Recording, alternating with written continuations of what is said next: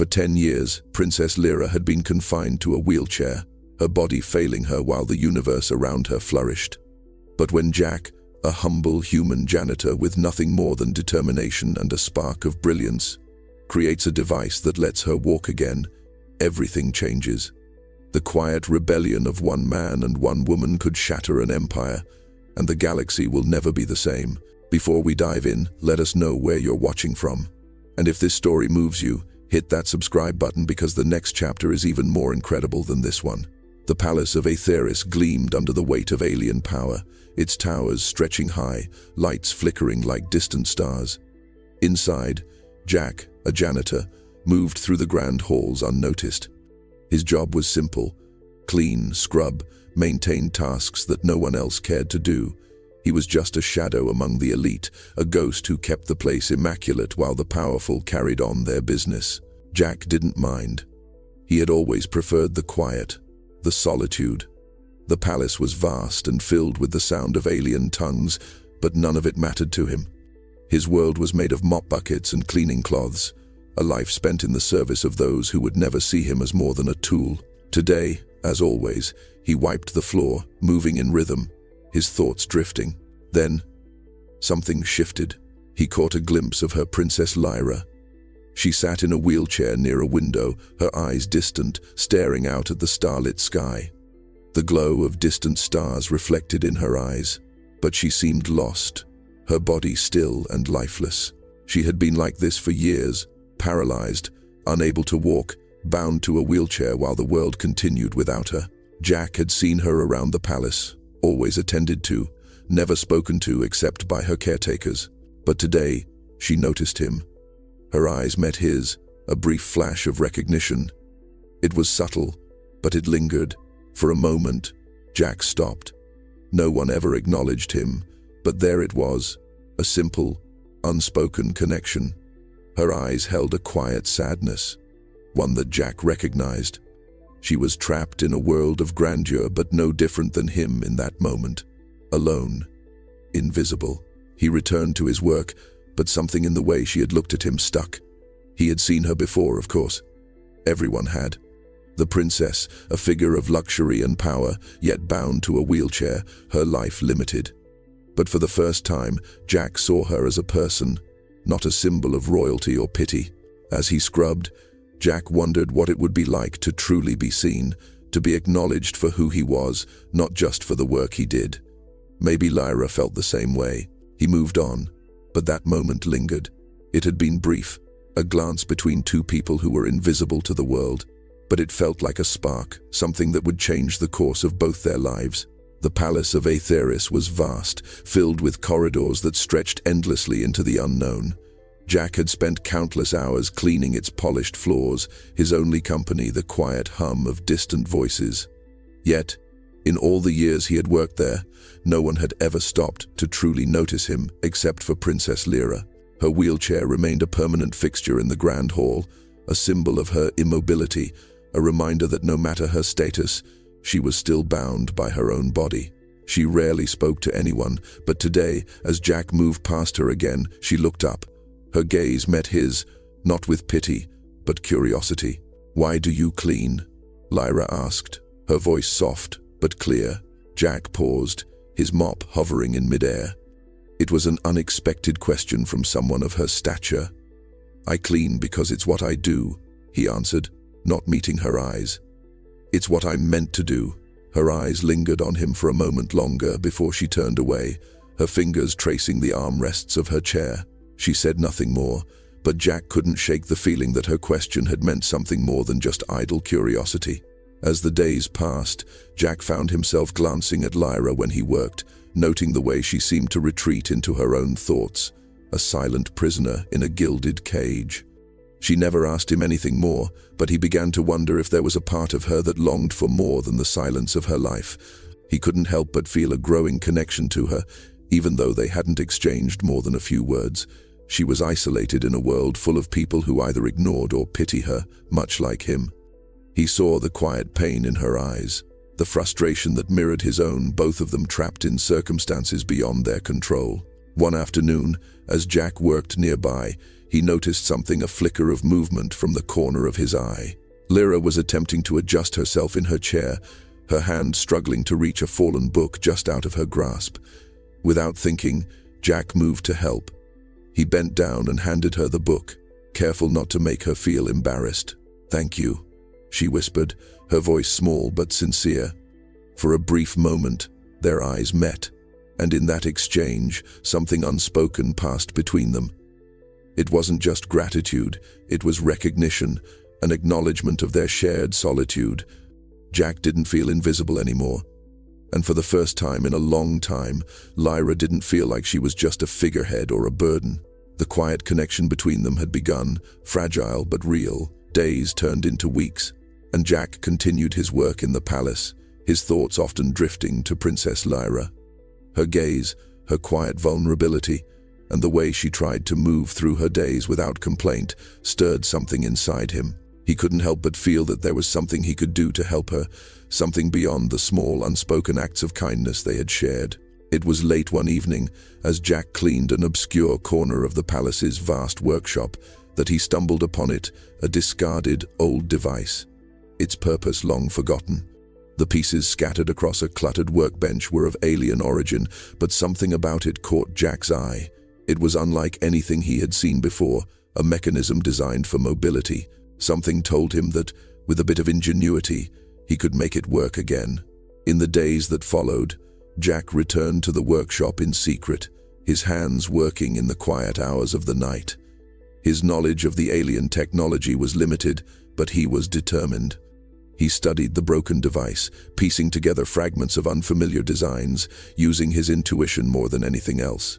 Jack wasn't an engineer, but his mind was sharp, and his hands, though accustomed to cleaning, were capable of more. His mind raced with possibilities. What if he could build something that could allow Lyra to walk again? It was a dangerous idea, one that could get him in trouble, but it felt worth the risk. He knew that the palace's vast technological resources were beyond his reach, but here, in the workshop, there was a chance. A chance to give her something no one else had ever been able to offer. Finally, after countless hours of tinkering and adjusting, Jack stood back and examined the device. It wasn't perfect, but it was functional. An intricate harness connected to a set of mechanical limbs that could support her movements. It was crude, nothing like the sleek technology the palace typically produced, but it had one thing that mattered. It could give Lyra a taste of the freedom she had been denied for so long. The device sat on the workbench, silent but full of promise. Jack looked at it for a long time, wondering if he should even show it to her. Could he trust her? Would she see this as a gift or as a violation of her life? Yet the answer felt clear. This wasn't just about the device. It was about giving Lyra a chance to reclaim her life, to move beyond the confines of her wheelchair. He knew he couldn't do this alone. He had to show her. And when that moment came, there would be no turning back. The next morning, as Jack quietly moved through the palace halls, his thoughts were consumed by the device. He had already decided he would show it to Lyra, but something in the air felt different today. There was tension in the palace, a hum of unease that Jack couldn't quite place. It wasn't until he entered one of the grand chambers that he realized why. The queen had returned. The palace shook with her presence, her shadow falling over the hall like a dark storm cloud. Queen Alvarine, tall and formidable, exuded power, her presence demanding attention without a single word. She was the ruler of this galaxy, a being who commanded both fear and respect. She rarely visited the palace, but when she did, it was always for something important. Jack stepped back into the shadows, trying to remain unseen, but his heart raced. He knew that if he was caught with the device, an invention meant for Lyra, there would be no forgiving it. As the queen entered the room, her eyes scanned the space, assessing the state of the palace. Her gaze lingered for a moment on Lyra, sitting in her usual spot by the window, distant as always. But then, something unexpected happened. The queen's sharp eyes darted toward the workshop, where Jack had been working. The faintest flicker of suspicion crossed her face. Jack quickly turned, retreating down the hallway, but it was too late. The queen's voice rang out, cold and commanding. "What is this?" she asked, her tone sharp enough to slice through the tension in the air. Jack froze. The Queen stood at the entrance of the workshop, her gaze fixed on the device lying untouched on the workbench. The machinery looked crude, almost laughable compared to the perfection of palace technology, but the Queen wasn't interested in its design. She was interested in why Jack, a janitor, was tinkering with something so important. He tried to explain, but the words caught in his throat. "It's for the princess," he stammered, "to help her walk." For a moment, the Queen said nothing. Her eyes narrowed as if calculating the danger of the situation. The silence stretched, thick with the weight of impending consequences. Then finally she spoke, her voice as cold as ice. "You think you can play at being a healer, a savior? You are nothing more than a servant, Jack. A tool in my palace." Her words stung, but Jack stood his ground, silently defying her. He knew the risk. He had already crossed a line. But the thought of Lyra, stuck in her wheelchair forever, kept him rooted in place. "You will leave this palace immediately," the Queen ordered, her voice final. "And if I ever find you near my daughter again, there will be consequences." Before Jack could respond, guards closed in, their heavy footsteps echoing on the polished floor. They grabbed him roughly, pulling him away from the workbench. As he was escorted out of the room, Jack caught a glimpse of Lyra, her eyes following him with an unreadable expression. The device was meant to be her freedom, but now it was a symbol of his defiance. And no matter the Queen's threats, Jack wasn't ready to give up. He would find another way. Jack was thrown out of the palace with nothing but the clothes on his back, his heart pounding in his chest. The heavy doors of the palace slammed shut behind him, and he stood alone on the cold, unforgiving grounds. Guards flanked the entrance, their watchful eyes making sure he didn't even think of stepping foot inside again. But as Jack stood there, stunned and uncertain, a flicker of determination began to spark within him. The Queen's wrath could not stop him from doing what he felt was right. The device he had built, he couldn't let it go to waste. And Lyra, who had trusted him, deserved a chance at freedom, no matter the cost. He glanced back at the palace, its towering walls like an insurmountable fortress. He was no longer welcome within those hallowed halls, but his mind raced with possibilities. There had to be a way to get the device to Lyra. There had to be a way to make her see the hope he had tried to offer. In the days that followed, Jack went into hiding, finding refuge in a small, secluded part of the city, far from the palace. It was a forgotten district, where few cared to go, and even fewer questioned the comings and goings of the odd worker or traveler. Jack knew he couldn't stay in the shadows forever, but for now, it was the safest place he could be. Meanwhile, inside the palace, Lyra's life continued without change. The Queen's orders were clear: no one was to speak of Jack or the device ever again. But Lyra's thoughts lingered on the brief encounter she had with the janitor. She couldn't shake the feeling that he had offered her something more than just an invention. He had given her a glimpse of a life beyond her wheelchair, of something greater than the cage she had been locked in for so many years. Late at night, when the palace was quiet and the corridors empty, Lyra found herself staring at the device Jack had built for her, hidden away in her personal quarters. She had found it, lying abandoned in the workshop after Jack's departure. It wasn't perfect, but it had potential. She knew Jack had worked on it with nothing but the hope of giving her back her mobility. It was in that moment, when she was alone with her thoughts, that she made a decision. Lyra would not let fear or her mother's control stop her. She couldn't stay a prisoner anymore, not in her body, not in the palace. She had seen what was possible, and now she would fight for it. With resolve building in her chest, Lyra knew what had to be done. She would go to Jack. She would find him, no matter the cost. Lyra's decision had been made. She would find Jack, the only person who had ever shown her a way out of her prison. She couldn't stay in the palace any longer, confined by her disability and her mother's iron rule. If she wanted to live, truly live, she had to step outside of her gilded cage. The night was her only ally. Quiet and unseen, Lyra managed to slip away from the palace under the cover of darkness. She had grown accustomed to moving quietly through the palace halls, but this was different. This time, there was no one to protect her, no walls to hide behind. She was stepping into the unknown, With her wheelchair pushed as far as it would go, she carefully made her way through the shadowed streets of the city. The cold air felt fresh on her face, like the first breath of freedom. It wasn't easy, her body was weak, and her muscles atrophied from years of immobility, but she pushed forward, every step taking her farther from the palace, from her mother's control. She found Jack in the district he had fled to, a small, quiet part of the city where the walls seemed to whisper secrets of forgotten souls. The moment she laid eyes on him, standing near a workbench, his face half hidden in shadow, a surge of relief washed over her. Despite everything, despite the danger, she had come to find him. He was the key to the life she wanted to live. Jack's expression shifted from surprise to concern as he saw her approach. "Lyra, what are you doing here?" His voice was hushed, his eyes searching her face, as if wondering if she truly understood the risks she was taking. "I couldn't stay there anymore," she said, her voice soft but filled with resolve. "You were right. I want to walk. I need to be free." Jack stepped forward, his gaze softening. "You know it's dangerous," he said. "The Queen won't stop until she has you back under her control." Lyra nodded. She knew the risks, but the possibility of living a life outside her wheelchair, outside the expectations of the palace, outweighed her fear. "I'm willing to take that risk." Jack hesitated, his eyes moving toward the device, still resting on the workbench. He had worked tirelessly on it, his hands bleeding from hours of labor, his mind consumed with the idea of giving her something better than what she had. He didn't know if it would work, but the spark of hope in her eyes told him everything he needed to know. "We can try," he said finally, a faint smile tugging at the corners of his mouth. Lyra felt a warmth in her chest, a sense of connection with this man who had given her a chance when no one else had.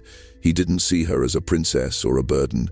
He saw her as a person, just like him, and together they would find a way. Jack carefully adjusted the device, ensuring it fit securely around her. As Lyra stood, with Jack's steady hands guiding her, she could feel the weight of her own body for the first time in years. The device, though rough and imperfect, held her upright, giving her a freedom she hadn't known in a decade. With Jack by her side, Lyra took her first steps, each one shaky, but real. The world outside the palace had just opened up to her, and for the first time, she felt like she could breathe. The streets of the city felt different now, more alive somehow, as if the very air had changed. Lyra, though still shaky on her feet, walked alongside Jack, each step taking her farther from the palace and closer to a new reality. The device he had built for her, crude as it was, allowed her to stand tall. For the first time in years, she felt the ground beneath her feet, felt the power of movement in her own body. But as they made their way through the quiet corners of the city, they knew they weren't truly free. The palace's reach was long, and the Queen's wrath would follow them wherever they went. Lyra's mother, a ruler who ruled with an iron grip, would never let her daughter escape without consequences. The city was filled with whispers of rebellion, of a growing movement against the Queen's tyrannical rule. Jack had heard rumors in the marketplace, of resistance groups planning in secret, of people who had had enough of the Queen's rule. Lyra, hearing these whispers now for the first time, realized that she wasn't the only one trapped by the Empire. She wasn't alone in her fight. Jack and Lyra found a safe house on the edge of the city, hidden away from the eyes of the Queen's soldiers. It was a small, humble building, tucked away in a quiet neighborhood where the sounds of the rebellion were growing louder with each passing day. The resistance had been waiting for a leader, someone with the strength to stand up to the Queen's regime. Lyra, now walking, standing tall, had become more than just the princess. She had become a symbol of what was possible, of the freedom that people longed for. Over the following days, Jack and Lyra met with the leaders of the rebellion, hearing stories of families torn apart, of villages destroyed, of innocent lives lost to the Queen's insatiable hunger for control. The rebellion wasn't just about freeing Lyra, it was about freeing everyone who had been oppressed by the Queen's iron rule. Lyra's device was a spark, the catalyst for something much bigger than she could have imagined. She found herself speaking to small groups, encouraging them with her own story.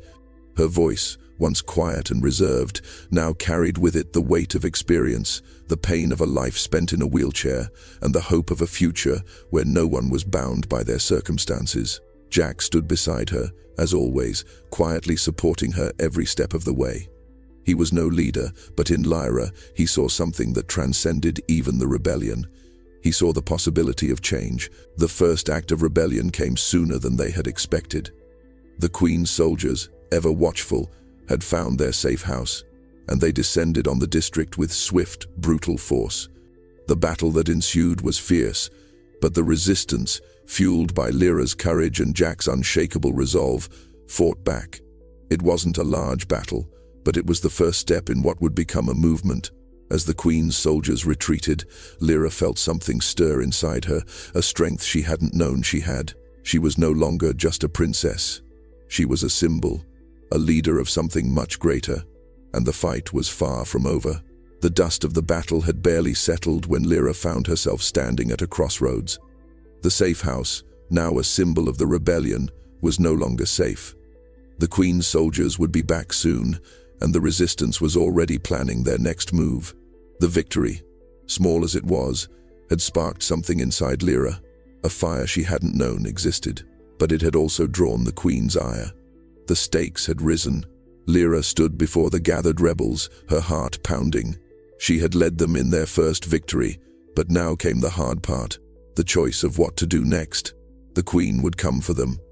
She would come for Lyra, and this time, there would be no mercy. Her mother's wrath was known across the galaxy. Lyra had spent her life avoiding her mother's gaze, but now she was about to be at the center of it. Jack stood by her side, ever silent, ever watchful. He had always been the quiet strength behind her, supporting her when she had no one else. But now, even he could sense the shift in the air. This wasn't about her ability to walk anymore. This was about standing up to a galaxy that had never seen her as anything more than a sick princess. "You have to decide, Lyra," one of the rebellion leaders, a tall, broad-shouldered Vayari named KL, said. His voice was firm but gentle. "If we push forward now, we risk everything, but if we wait, we'll never get another chance." Lyra finished for him. Her words were like a breath of fresh air to the room. The tension that had built in her chest over the past few days finally burst. It wasn't just the battle, or the Queen. It was everything. Her entire life, spent in a gilded cage, watching as others lived their lives. She couldn't keep hiding anymore. She couldn't be the princess locked in a wheelchair, waiting for someone to tell her what to do. "I will lead," she said, her voice steady, and yet carrying the weight of a decision that would change the galaxy. "I will face my mother. We'll take back this empire, and we'll do it on our terms." A murmur spread through the room. The weight of her words was heavy, but her resolve was stronger. Jack's hand on her shoulder was a quiet reassurance. She turned to him, searching his face. "Are you sure?" he asked softly. "This isn't just about freedom anymore. This is war." Lyra nodded, her gaze unwavering. "I know, but it's a war worth fighting." As the rebels gathered their strength for the next phase of their struggle, Lyra felt something inside her shift. This was her moment, not just as a princess, but as a leader. And as the echoes of the rebellion grew louder, she knew that no matter what happened next, she was ready to face whatever the Queen or the galaxy would throw at her. The battle was inevitable. Lyra knew it, and Jack knew it too. The rebellion had gained momentum, rallying support from across the city and even from other districts. But the Queen was not one to back down easily. The time for hiding was over. Lyra had chosen to confront her mother, and now there was no turning back. The rebellion's forces were small, but growing. They had secured a stronghold on the outskirts of the city, but they had to take the heart of the empire, the palace itself. Lyra stood before her troops, a mix of rebels and allies who had come together under one banner. Her presence was enough to rally them, but her heart was conflicted. She had always been her mother's daughter, but today she had to be something else, a leader of those who fought for freedom. "Today, we take back what's ours," Lyra said, her voice calm but filled with purpose. The rebels cheered, but there was no celebration in Lyra's heart. She had spent her entire life in the palace, under her mother's rule, and now she was marching toward it, toward the woman who had kept her confined, broken, and hidden for so long. As they made their way toward the palace, Lyra couldn't help but remember the first time she had seen the towering structure, standing proud and powerful against the horizon. It had once seemed like a fortress of invincibility, but now it was a prison, and she was ready to break out. Jack walked beside her, a constant support. He said little, but his presence was enough. They had both come a long way from the first time they had crossed paths in the palace. Jack had been a janitor, a simple worker, invisible to the world. Now, he stood beside Lyra, not as a servant, but as an equal, and she had never felt stronger. The gates of the palace loomed ahead, guarded by the Queen's elite soldiers. There was no turning back. Lyra took a deep breath and led the charge. The rebellion clashed with the Queen's forces, a battle of wills as much as it was of strength. The palace grounds, once pristine and untouched, were now a battleground, filled with the sounds of weapons clashing and cries for freedom. Lyra fought with everything she had. The device Jack had built for her gave her strength, and with each step she felt more alive, more in control. The rage that had built up inside her over the years fueled her every movement. She wasn't just fighting for herself anymore. She was fighting for everyone who had been oppressed by the Queen's reign. Finally, Lyra reached the heart of the palace, where the Queen awaited, her throne looming like a dark shadow. The room was vast, filled with the eerie glow of alien technology. And there, sitting at her throne, was Queen Alvarine, the mother who had imprisoned her for so long. "Lyra," the Queen said, her voice cold and unyielding. "You've come to defy me, I see. How fitting. You were always too weak to understand what it takes to rule." "I understand now," Lyra said, her voice steady. "I understand that a ruler does not control by fear, but by compassion, and I'm not the same daughter you abandoned. You've lost me, Mother." The Queen rose from her throne, her figure towering over Lyra. "You are nothing without me," she hissed, her eyes filled with fury. "We'll see," Lyra replied, her resolve unshakable. In that moment, everything seemed to pause, the weight of their confrontation hanging in the air. The Queen lunged, but Lyra was ready. The battle that ensued was brutal, but Lyra fought with a power that surprised even herself. She wasn't fighting just for freedom. She was fighting for her future, for the future of the Empire, and for those who had been silenced for too long. Finally, with a decisive move, Lyra stood victorious. The Queen's reign had ended. The Empire was no longer hers to command. As the dust settled, Lyra turned to face her people, the rebels who had followed her, who had believed in her. Jack was there, standing at her side. The world they had fought for was just beginning. And though the road ahead would be difficult, Lyra knew that the rebellion had only just begun. The palace, once an imposing monument of control and fear, now stood in silence. The rebellion had triumphed, but the victory was bittersweet. Lyra stood in the heart of the throne room, the place where her mother had ruled with an iron fist. The throne was empty now, its dark grandeur no longer a symbol of power but a reminder of the past that was now behind her. The rebellion's forces had been victorious, but the real work was only just beginning. As Lyra surveyed the room, the weight of her decision to overthrow her mother settled deeper in her chest. This was her kingdom now, but what kind of queen would she be? Jack, standing beside her, could see the conflict in her eyes. He had always believed in her strength, but this was different. Lyra wasn't just the leader of a rebellion anymore. She was the ruler of an empire, one that needed to be rebuilt from the ground up. "You did it," Jack said quietly, his voice full of pride. Lyra gave him a soft, tired smile. "We did it," she corrected him. "None of this would have been possible without you." Together, they had broken free from the confines of the palace, both physically and emotionally. Jack had given Lyra the gift of mobility, but she had given him something more: purpose. He was no longer just a janitor. He was an equal, a partner in the rebuilding of an empire. But rebuilding wouldn't be easy. The people of the empire had lived under the Queen's rule for so long that change would take time. Lyra knew this, and she was ready for it. Her mother's empire had been built on control, fear, and the oppression of the weak. But Lyra's reign would be different. She would lead with compassion, understanding, and a deep desire for justice. Over the next few days, as the palace began to quiet and the rebellion regrouped, Lyra made her first steps as the new ruler. She began meeting with the leaders of the various factions, hearing their concerns and building alliances.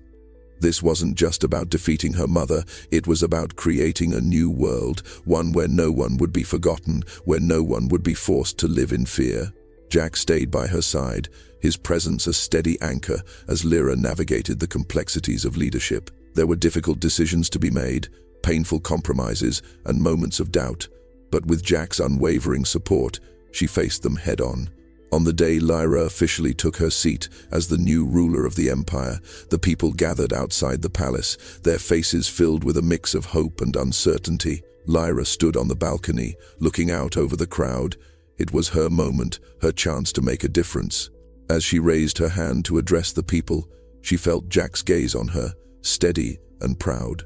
For the first time in years, Lyra didn't feel the weight of her wheelchair. She felt the weight of responsibility, of leadership, of a future that had yet to be written. "This empire will be built on the foundation of freedom," Lyra began, her voice carrying to the farthest corners of the crowd. "No more fear, no more oppression.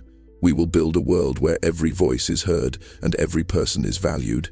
The crowd erupted in cheers, and for the first time in her life, Lyra felt like she was truly free. The road ahead would be long, but Lyra had the strength to walk it, not as the daughter of a queen, but as the queen of her own destiny. And with Jack at her side, they would rebuild the empire, one step at a time.